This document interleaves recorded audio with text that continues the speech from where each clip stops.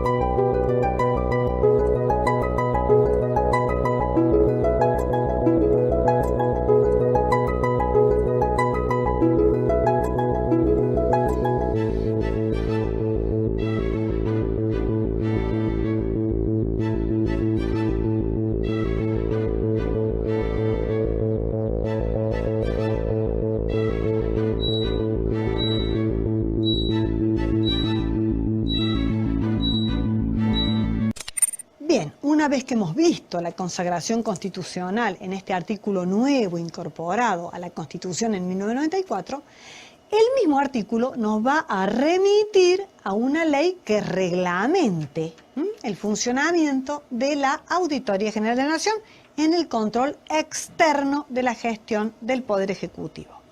Y esto está fundamentalmente en el artículo 116 de la ley que venimos analizando, donde dice: crease la Auditoría General de la Nación, ente del control externo, reafirme el artículo 85 de la Constitución, dependiente del Congreso Nacional.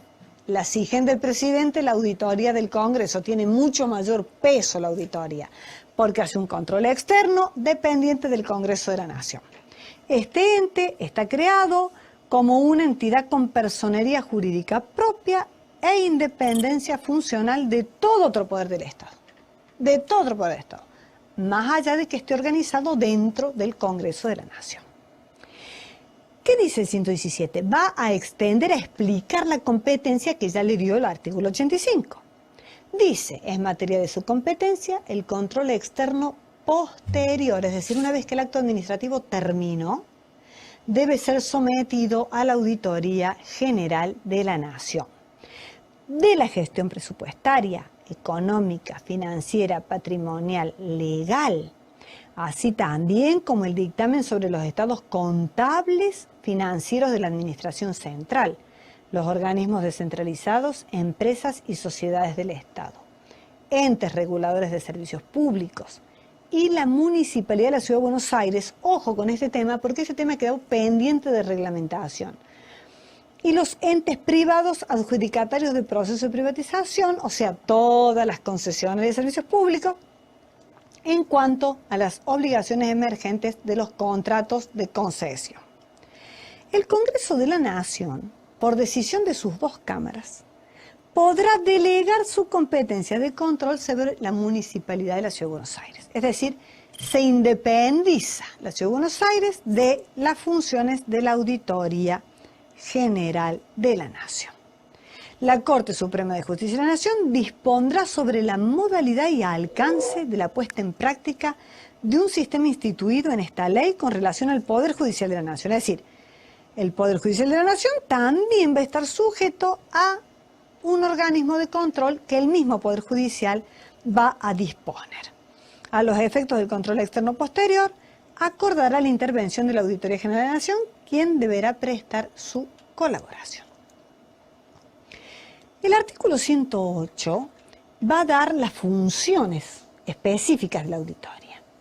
¿Qué funciones tiene en virtud del 116 que ya vimos?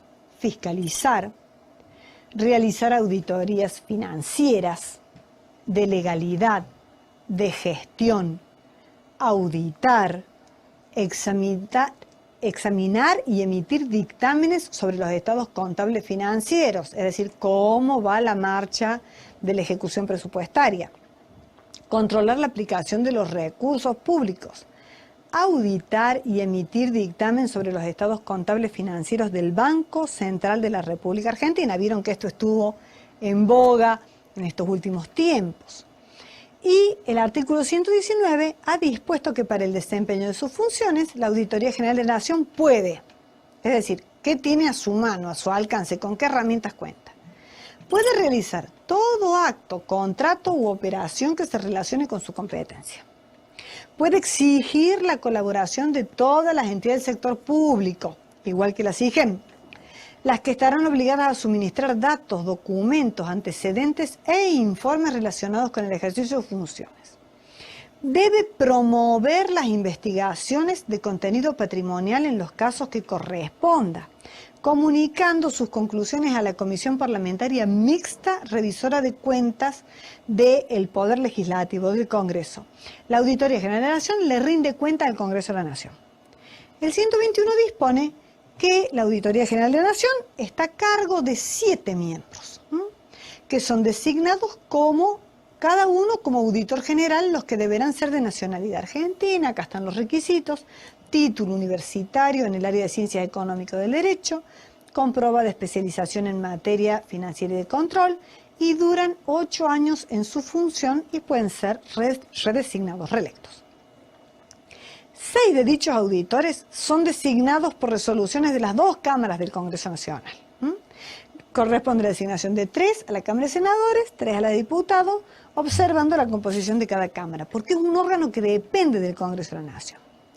El 7º auditor general será designado por resolución conjunta de los 2 presidentes de las cámaras de senadores y diputados y será el presidente del ente. No nos olvidemos que este 7º auditor, que es el auditor general de la Nación, es un miembro del partido político de la oposición parlamentaria más numerosa, que más bancas tenga.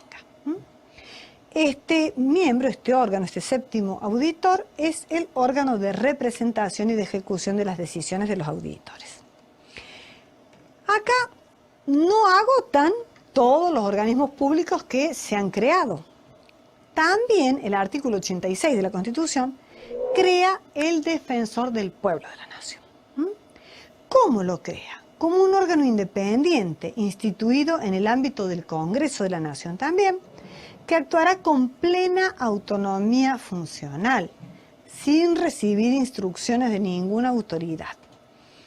Su misión es la defensa y protección de los derechos humanos y demás derechos, garantías e intereses tutelados en esta Constitución, las leyes ante hechos, actos u omisiones de la Administración, y además tiene a su cargo el control del ejercicio de las funciones administrativas públicas.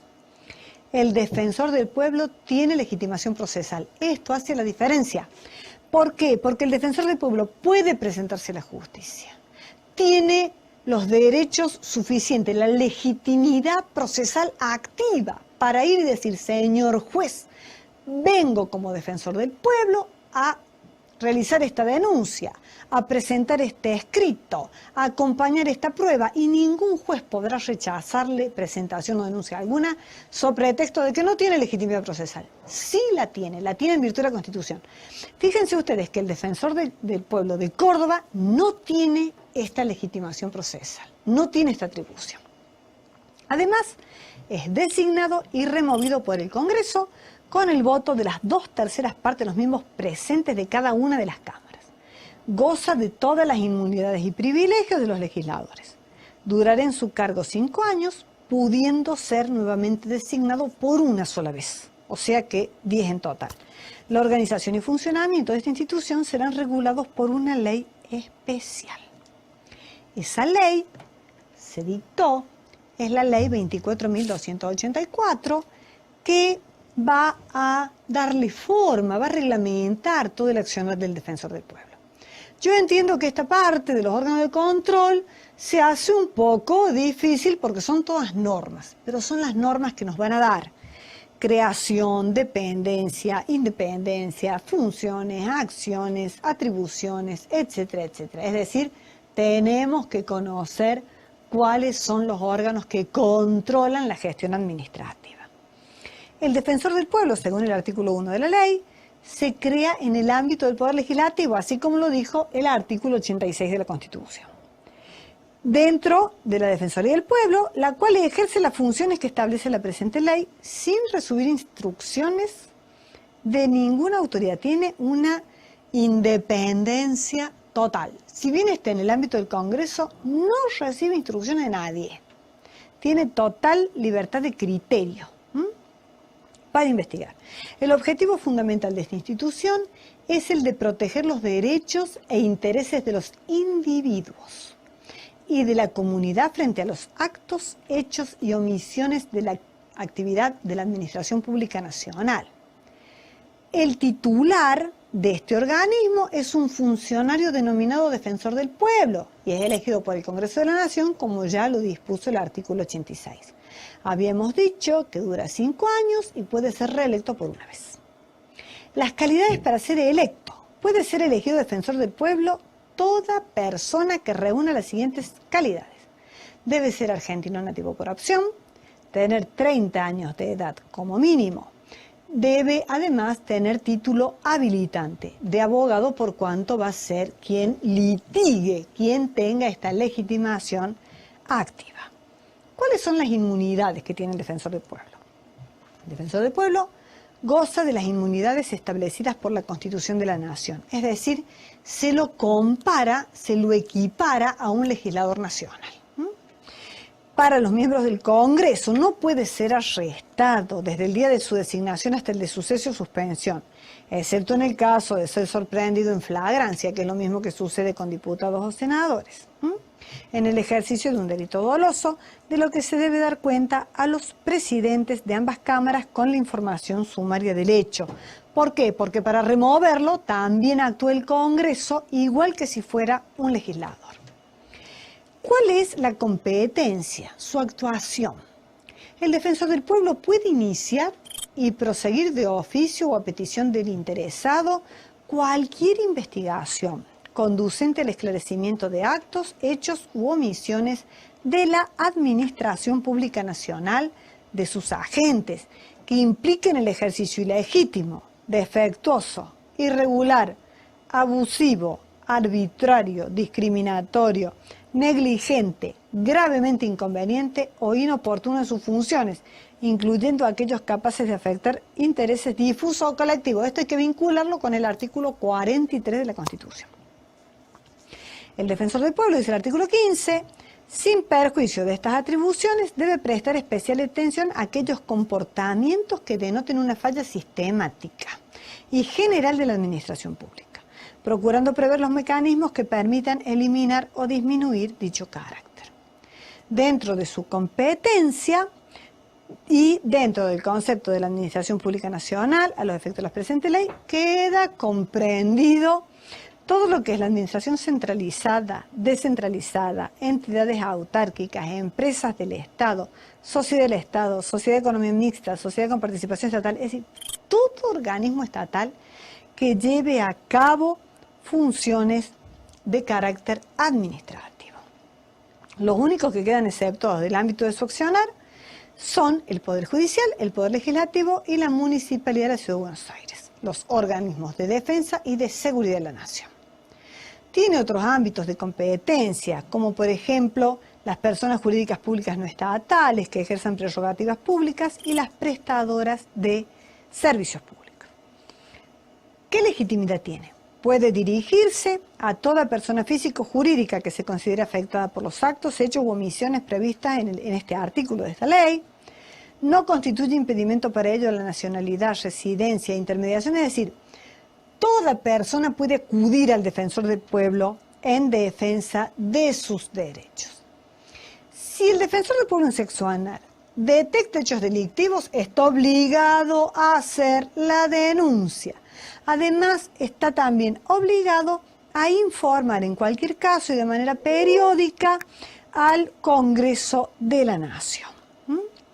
Este es una figura muy importante y los invito a que veamos juntos un video donde vamos a ver actuando en la presentación de una denuncia a quien llevará adelante esta función de defensor del pueblo de la nación, un compatriota y un coprovinciano, el doctor Eduardo Mondino. Los invito a que juntos veamos este video.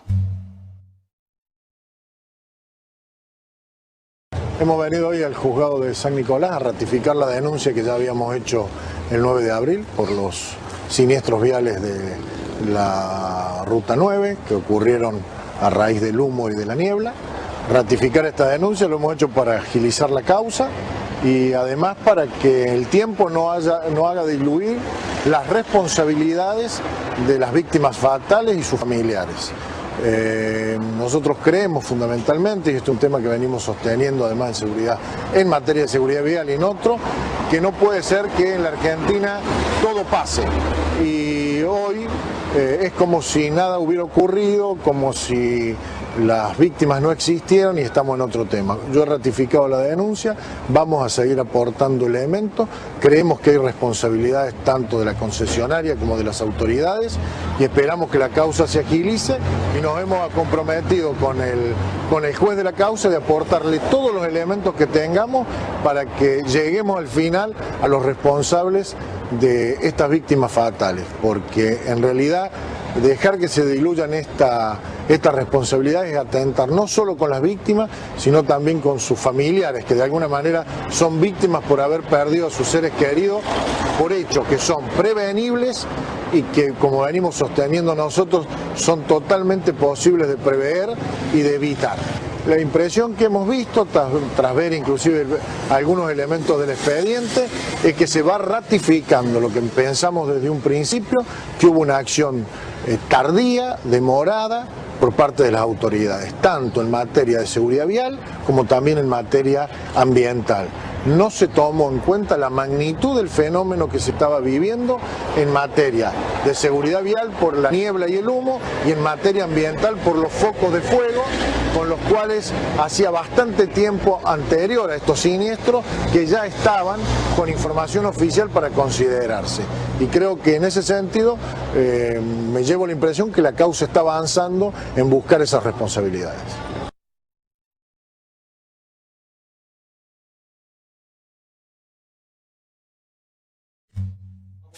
Habrán visto qué interesante el accionar del defensor del pueblo.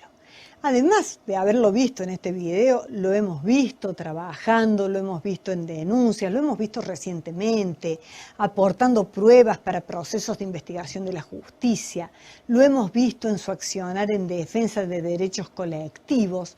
En realidad es un organismo cuya introducción en la Constitución de la Nación ha sido un enorme acierto, porque la tarea que tiene por cumplir es sumamente beneficiosa en defensa de los intereses de los ciudadanos.